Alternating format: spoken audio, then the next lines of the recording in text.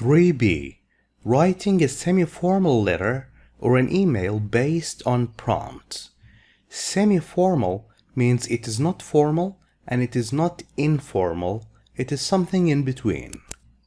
Based on prompts means using prompts, using notes like these. Faisal wrote this email, semi-formal email, and he used these notes to write it. Discuss. Would you be interested in contributing articles to a local magazine? When you contribute, you share, you write, you give. Articles, pieces of writing you write for a magazine. Yes, I would love to do that because I love sharing my views, my ideas with the people in my community, in the area where I live. Now read the announcement. Announce is a verb. When you announce, you want something to be known by the public, by everybody. So you write an announcement. Posted on a university notice board. The announcement, this announcement is posted here. And it is about a magazine. And read the notes a student of that university has made. These notes. What does he want to know more about? Let's read. Writers wanted. Whereabouts. This is a name of a magazine. Our new university magazine is looking for, is searching for writers. Now Faisal thinks that this is great. This is why he made this note.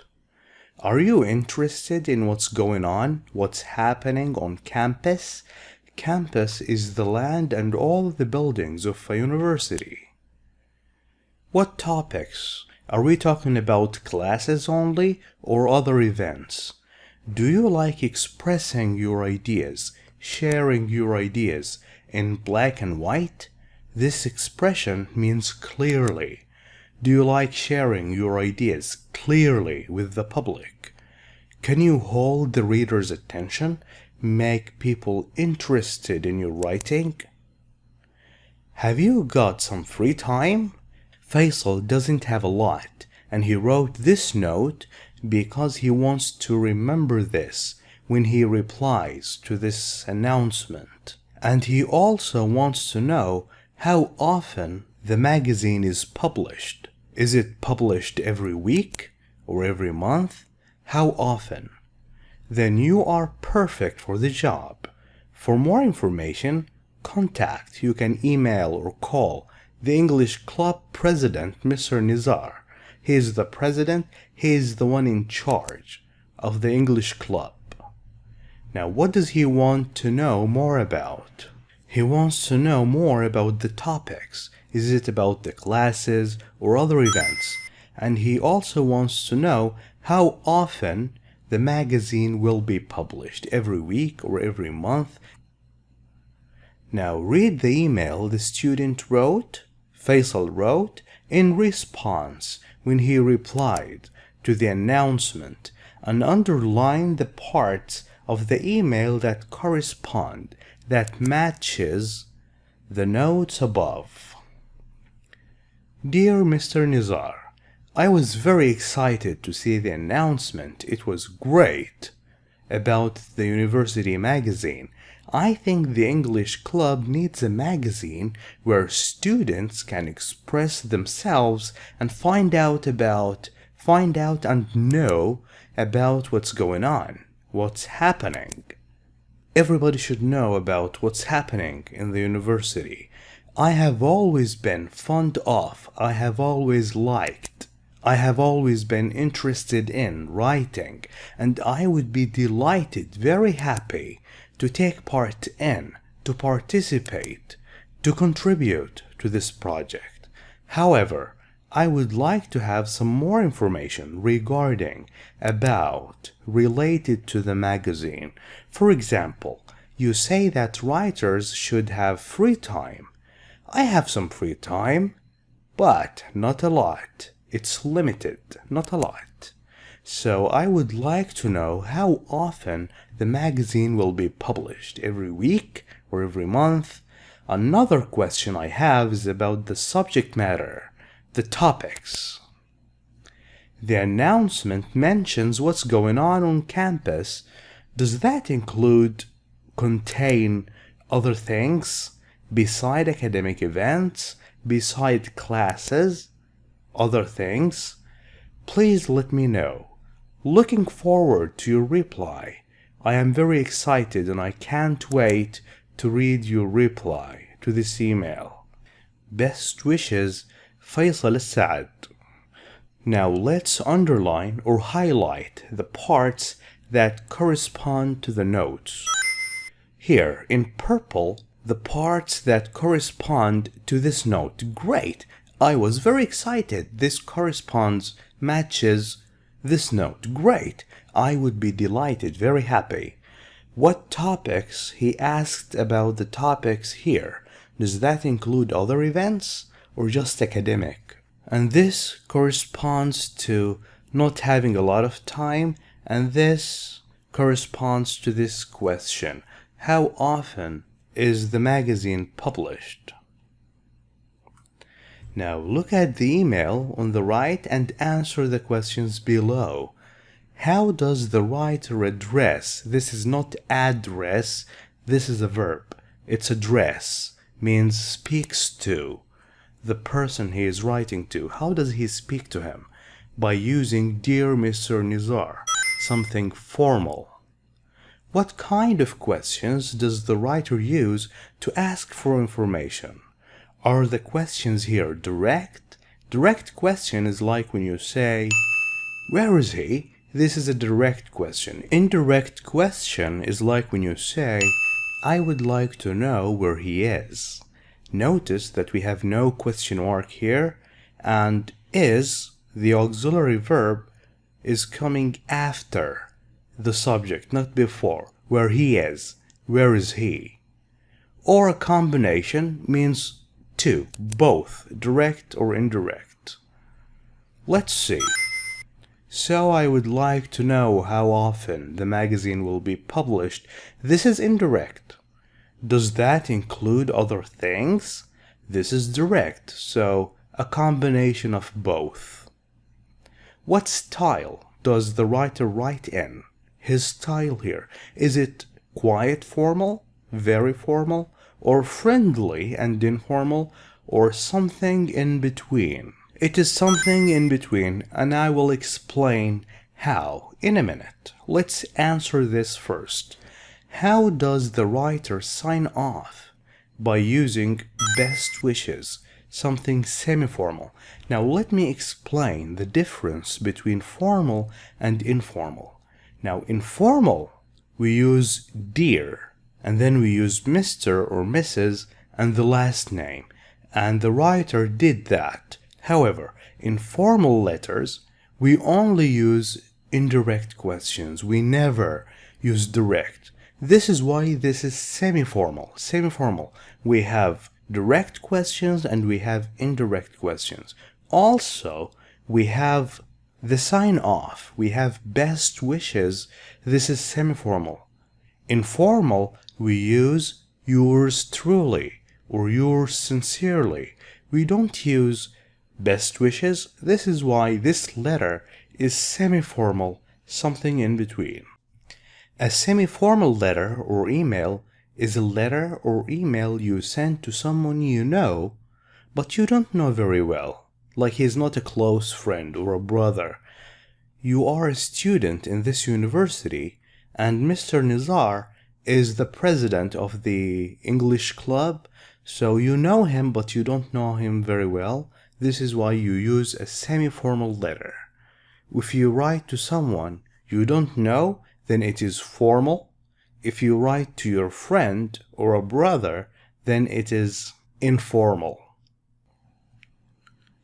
Now look at the examples of indirect and direct questions in the email, these two examples, and write the questions below using the words and phrases given. Now we don't have the time to explain how you can write indirect questions. This is why this was explained before. Go ahead and watch this video, Traveler 1 3C 2 Grammar, to learn more about indirect questions. Could you tell me what time the museum opens? I was wondering what time the museum opens. How much work will the project involve? I would like to know how much work the project will involve. Now notice something about indirect questions. First, here we have no question marks in indirect questions. No question mark. The other thing, in here we say, will the project? Indirect question, the project will. So we put the auxiliary verb after the subject, not before. How much does the course cost? Also, we don't use do, does, or did in indirect questions. So I would be grateful if you could tell me how much the course costs. We don't use does. How can I get to 5th Street? Could you tell me how I can? Not can I? No, it's I can get to 5th Street. And here we have a question mark. Why? Because of the way we started. Could you tell me is a question. I would like to know is not a question. Okay? This is why. When does registration start? When you register, you put your name on an official list. I would like to know, this is not a question. When registration starts? Is, because we have no does. Does the university offer accommodation, a place to stay? I'm interested in finding out if, this is a yes-no question, if or whether the university offers accommodation. We learned this in reported speech, if you remember. Okay, why don't we use if here? Could you tell me? This is a yes-no question because the question is actually here. What time the museum opens? It's not a yes-no question. This is a yes-no question. This is why we must use if or whether. Now read the rubric and the announcement with the notes. Underline the keywords in the rubric. What do you have to include in your letter? You have seen the following announcement about Islamic art course. Okay, we should underline this. This is important. This is about Islamic art course offered by an art teacher who is an old friend of your family, someone you know, but not very well. Read the announcement and the notes you have made. The announcements and notes, then write a letter to the teacher using all the notes. We must use all the notes. Now read the announcement. Islamic art course. Do you like pottery and ceramics? Pottery is working with clay, just like the picture. You make bowls and different things. And you reply to this by saying, I have always been keen on art. I have always been interested in art. Would you like to express your feelings through art but don't know how? Do you want to meet local artists, artists from your town, and see their work? Then join our new course at the art department. Department is a small part of a large organization. Now and explore your creative side. Learn more about yourself. Learn about how imaginative you are. Now you want to ask about the cost, the money, and how long does the course last? 6 weeks, 7 weeks, 2 months? And what days? Mondays, Saturdays? What days should you go? For details, for more information, send us a letter to Ulayya Street, Riyadh, and this address. Now, write your letter, and it should be between 100 to 150 words. Go to the workbook, page 44. When you are writing a semi-formal letter or email asking for information based on prompts, write in an appropriate style, suitable style. Include all the information in your notes. All these should be included. Organize the information in paragraphs. Use a combination of direct and indirect questions. Use a variety, a lot of different phrases to ask indirect questions. As an example, you can use some of these. I would like to know. Use this when you ask these questions. Could you tell me? I would be grateful if you could tell me. I was wondering. I'm interested in finding out. Use standard grammar and spelling conventions. What does that mean? Standard grammar and spelling conventions means don't write like this. I want to go. Write I want to go. Don't write I'd like to go. Write I would like to go. Use appropriate phrases to express enthusiasm, how excited you are. Like, use some of these. I am very interested in. I have always been keen on. We will use this. Keen on art. I was excited to see or hear.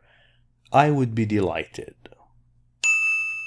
Now, see Appendix 1 for semi-formal letters.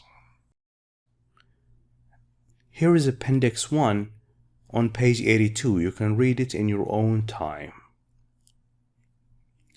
Now, we are on page 44 in your workbook. The greeting. Use an appropriate greeting to address the teacher. We will use a formal greeting. Dear Mr. Rashid. Now, where did I get this name? Well, I am writing to someone I know. He is an old family friend, right? So I should know his name, so I will name him Mr. Rashid. In the opening paragraph, why are you writing? And how do you feel about the course offered? I have always been keen on art. Art is a great way for people to express themselves, and I would be delighted to take part in the course. Now we want to answer the questions. What days should I attend the course? And the classes lasts for how long? Could you tell me how long does the course last? And on which days the classes are? And then the money, the cost. I would also like to know how much money should I pay to join the course? And finally, the closing paragraph. We end the letter by saying that we are looking forward to receive a reply, looking forward to your reply, and then best wishes and our first and last name. First and last, remember. And here is our email. Dear Mr. Rashid, I have always been keen on art, and I think that art is a great way for people to express themselves. I would be delighted to take part in the course. However, I would appreciate it if you answered a couple of questions, 2 questions, regarding the course. Could you tell me how long does the course last and on which days the classes are? I want to make sure that the course can fit nicely in my busy weekly schedule.